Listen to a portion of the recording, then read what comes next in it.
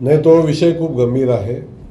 त्या अधिकाऱ्याला मारहाण झालेली आहे, दार लावून त्याला मारहाण केलेली आहे. त्याला जी धमकी दिलेली आहे ती आपण सगळ्यांनी बघितलेली आहे, आपण ऐकलेली आहे. मी पोलिसांना सूचना दिलेल्या आहेत की संबंधित याच्यामध्ये जो दोषी आहे त्याच्यावर FIR दाखल करण्याच्या पोलिसांनी कारवाई करण्याच्या सूचना दिलेल्या आहेत आणि पोलीस कारवाई करतील. या जिल्ह्यामध्ये कुणाचीही दादागिरी खपवून घेतली जाणार नाही. अधिकाऱ्यांनी काम केलं पाहिजे.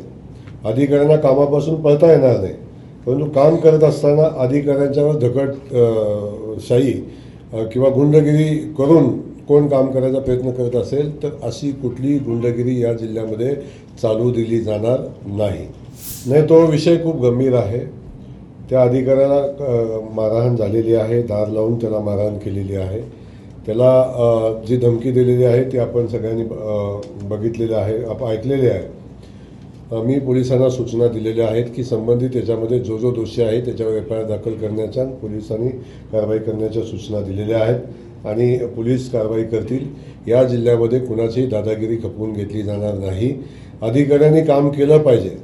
अधिकाऱ्यांना कामापासून पळता येणार नाही, परंतु काम करत असताना अधिकाऱ्यांच्यावर दगडशाही किंवा गुंडगिरी करून कोण काम करायचा प्रयत्न करत असेल तर अशी कुठलीही गुंडगिरी या जिल्ह्यामध्ये चालू दिली जाणार नाही.